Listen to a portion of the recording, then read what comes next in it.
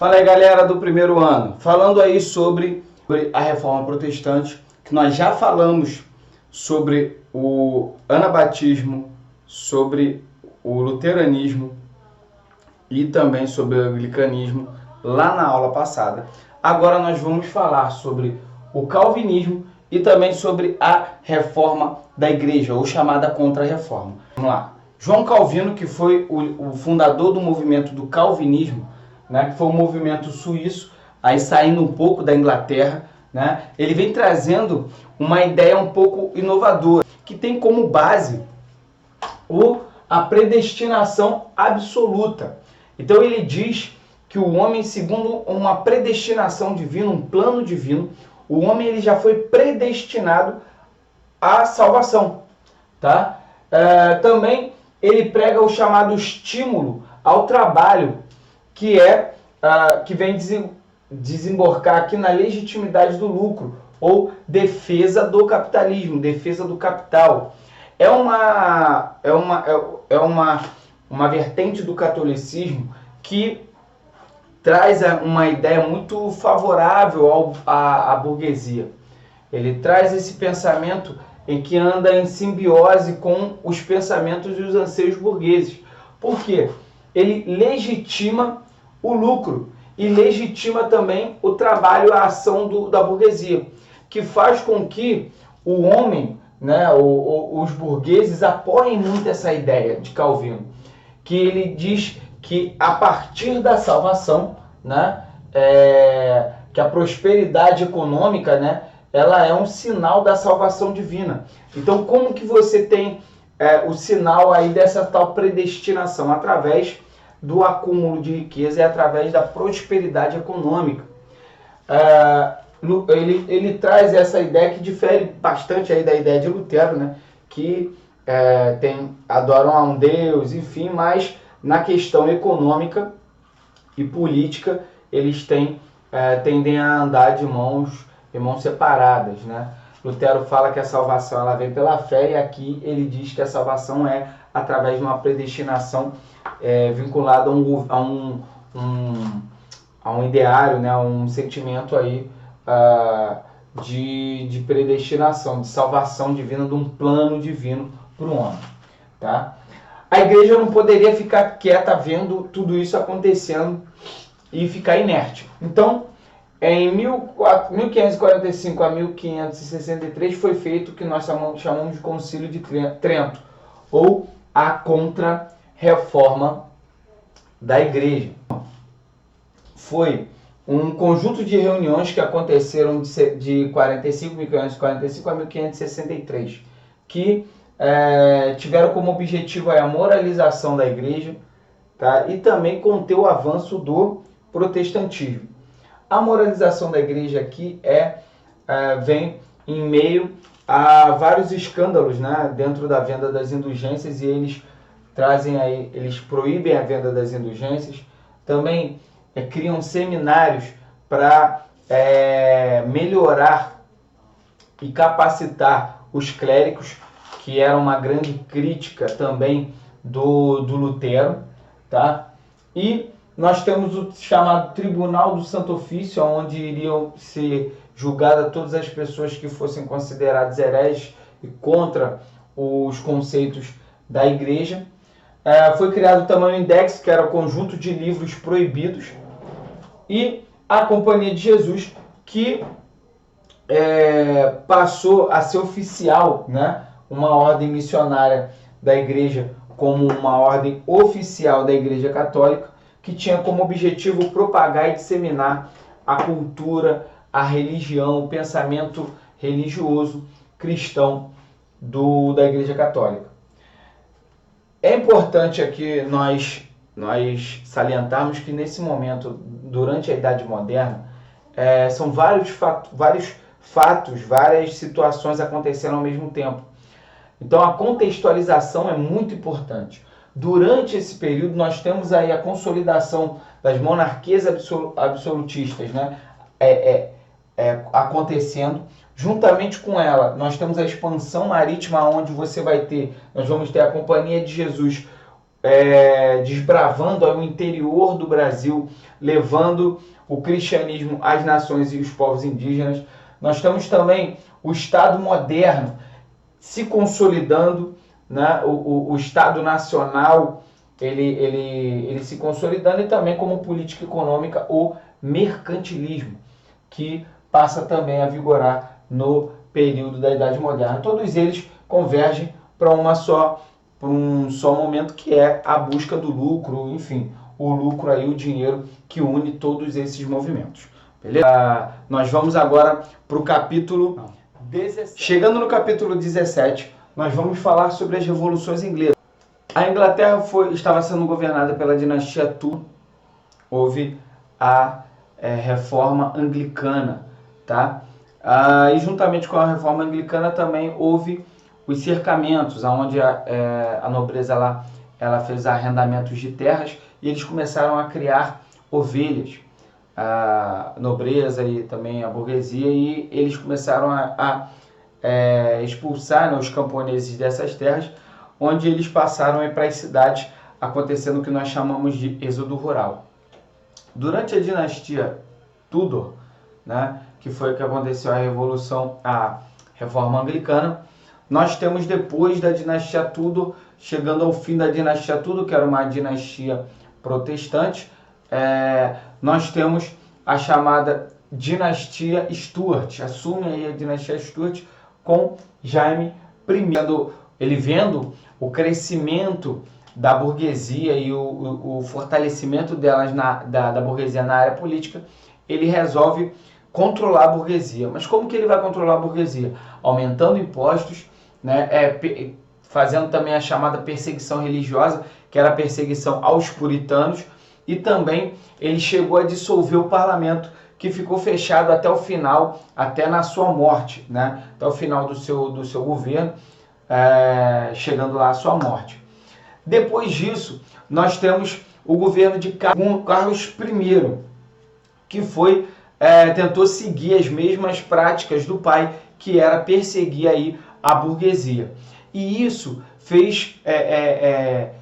e aí, nesse momento, nós chegamos à primeira parte da Revolução. Por quê? Ele entrou em guerra com a Escócia, se não me engano, e ele resolveu aumentar impostos.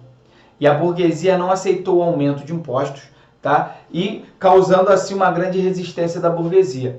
Essa queda de braço entre Carlos I e a burguesia, que era o parlamento daquela época, levou ao que nós chamamos da Primeira Guerra Civil Inglesa, que foi de 1641 a 1649, quase 10 anos de guerra. Essa guerra civil, ela dividiu aí o parlamento entre nobres e burgueses. Os nobres eram os cavaleiros, que a gente chama, eles faziam parte da Câmara dos Lordes, né? Que eram os cavaleiros, eles apoiavam o rei e, em sua maioria, eles eram anglicanos. E, por sua vez, nós temos os cabeças redondas, né? Que eram os burgueses. Tinham como líder Oliver Cromwell, e também quem fazia parte desse grupo aqui eram os puritanos. Por que nós estamos falando aqui de cabeças redondas? Porque os burgueses, eles se negavam a utilizar as perucas, que eram um símbolo clássico da nobreza inglesa, beleza? Então, há uma disputa de poder e os dois exércitos, sendo que os cabeça redonda, que são os burgueses, eles vencem essa luta, né, contra o rei Carlos I. Há uma vitória da burguesia e Carlos I ele é decapitado, beleza?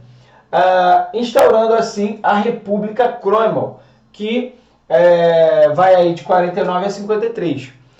E o que acontece? O governo de Cromwell, ele no início foi um governo que houve aí a parceria e a aprovação do parlamento. Mas o que aconteceu? Devido a conflitos internos, infelizmente o poder subiu a cabeça de Cromwell, e o Cromwell ele assumiu aí um papel que ele realmente, pelo qual ele lutava contra. E Cromwell resolveu fechar o parlamento, né? Ele fecha o parlamento e esse embate direto, ele começa ele manda guilhotinar e assassinar os seus inimigos, aquelas pessoas que anteriormente ajudaram ele a subir ao poder. Ele começou a perseguir todas essas pessoas e inicia aí o que nós chamamos de ditadura Cromwell. Só que durante essa ditadura ele tem algumas situações aqui que foram muito importantes para o desenvolvimento da Inglaterra. Situações essas que fizeram com que ele além de ganhar a popularidade em alguns momentos, né, ele também toma algumas ações aqui que vão ser fundamentais para o desenvolver da Inglaterra, como por exemplo os atos de navegação. Ele baixou uma lei, né, que criava aí esses atos de navegação, que era a limitação de produtos de exportação ou de produtos vendidos pela Inglaterra serem transportados por navios ingleses. Isso fez com que aumentasse muito a marinha inglesa e que a Inglaterra se tornasse a maior potência naval da época. Isso favoreceu muito também o sistema comercial, tanto para a produção de navios, quanto também a venda de produtos. Isso vai favorecer o acúmulo de capital possível para que lá na frente nós venhamos a ter a chamada Revolução Industrial. Mas, voltando para esse contexto aqui, durante essa ditadura Cromwell, o que acontece? Aqui a setinha. Cromwell ele morre em 58, assume aí o Richard Cromwell, que era o filho dele, mas sem força política. Ele é retirado do governo pelo parlamento. Após ele ser retirado do parlamento, nós temos o que nós chamamos de restauração da monarquia. Por quê? O parlamento viu que não deu certo esse negócio de mudança, de transformação. O que eles fazem? Eles tentam restaurar a monarquia dentro da Inglaterra, para ver se resolve esse problema que estava acontecendo dentro da política inglesa. E aí, o que eles fazem? Eles chamam Carlos II, que tinha fugido para a França, que era filho de Carlos I. Carlos II vem para o governo, ele assume o controle da Inglaterra, só que ele assina um tratado escondido, né, com o rei francês, querendo aí restaurar o catolicismo como a religião do Estado. E o que ele faz também? Ele assina esse tratado com o rei da França, dizendo que se na Inglaterra houvesse alguma rebelião, algum movimento revolucionário na Inglaterra, a França poderia entrar para ajudar a restabelecer a ordem. Só que aí o que ele faz? Além disso, ele também ele faz uma lei onde ele tenta instalar novamente o absolutismo. E a burguesia ligada, o que a burguesia fez?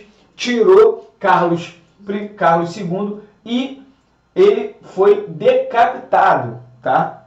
Ele foi condenado à morte. Depois, nesse período, nós temos o que nós chamamos de Revolução Gloriosa. Por que gloriosa? Porque todos os outros processos que aconteceram anteriormente morreram muita gente. Morreu muita gente, tanto do lado dos nobres quanto também do lado dos burgueses. E gloriosa porque foi sem morte, foi uma revolução silenciosa. Que revolução foi essa? Após a morte de Carlos II, assume o seu irmão Jaime II, que ele faz? Ele também tenta restaurar a monarquia. Há um acordo entre Maria II e Guilherme II. Maria II, que era filha de Carlos I e era a irmã, né, de Carlos II, e ela era casada com Guilherme de Orange, que era governador dos Países Baixos, tá? Onde é hoje a Holanda. E o Guilherme de Orange, ele invade a Inglaterra e ele depõe Jaime II. Depois Jaime II estabelece aí o que nós chamamos de Revolução Gloriosa, porque foi uma revolução sem morte, foi uma revolução bem rápida.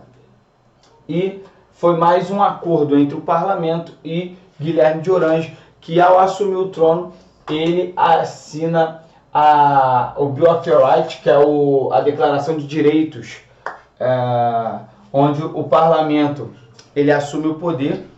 Aí nesse governo nós temos aí uma monarquia parlamentarista na Inglaterra, e pela primeira vez na história nós temos uma revolução burguesa acontecendo dentro de um estado, onde a burguesia, através aqui do parlamento, assume de fato o poder dentro da Inglaterra. E então muitos falam aí que a Revolução Burguesa aconteceu lá na Revolução Francesa, mas antes disso, muitos anos antes, lá quase 100 anos antes, nós temos essa revolução acontecendo na Inglaterra, causando aí o chamado sistema parlamentarista e o fim do absolutismo. Vamos lá. É importante nós dizermos aqui que esse movimento, essas revoluções na Inglaterra conduziram a Inglaterra ao processo de industrialização. Por isso que a Inglaterra foi o primeiro estado a ter aí esse processo de industrialização dentro do seu território, que é muito importante para nós destacarmos aqui como consequência dessas revoluções inglesas. Beleza? Então, galera, eu acho que falei tudo, né? Peço a vocês que façam as atividades conceituais e também do capítulo 17 e do capítulo 18, beleza? Galera, ficamos com mais uma aula e valeu!